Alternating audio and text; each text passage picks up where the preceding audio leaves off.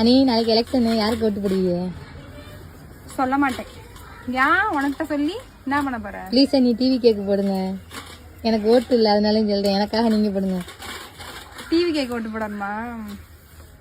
சொல்றதெல்லாம் நீ செய்யணும். என்ன செய்யணும்? டெய்லி வீடு வாசல் கூட்டணும், பாத்திரம் கழுவணும், நீ தான் சமைக்கணும். சரி, அதை கூட பண்ணிடுறேன். டிவி கேக்கு மட்டும் போட்டுருங்க. டிவிக்கு வந்துட்டாருன்னா அப்புறம் எல்லாமே பண்ணலாம். அப்புறம் போறீங்க இன்னைக்கு டிவி கேக்கு ஓட்டு போட. என்னல நீ கம்முன்னு சரசு. அதுக்கு தானே போறீங்க.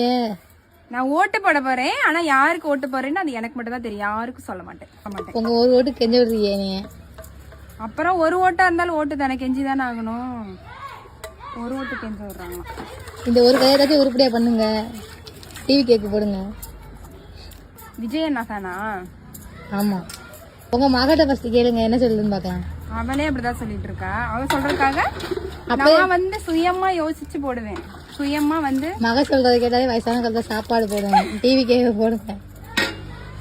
அப்படி பாக்கலாம் பாக்கலாம் பாக்கலாம் போடுறேன்னு சொல்லுங்க. அப்பதான் போடுறேன்னு சொல்ல மாட்டேன். ஓட்டு போடுறேன். ஆனா வந்து யாருக்கு போடுறேன்னு சொல்ல மாட்டேன். யாருக்கு பயன் சொல்லாம இருக்கிறதே போறீங்களாக்குங்க எலெக்ஷனுக்கு. ஆமா. இங்க இருந்து 1000 ரூபாய் டிக்கெட் எடுத்து சும்மா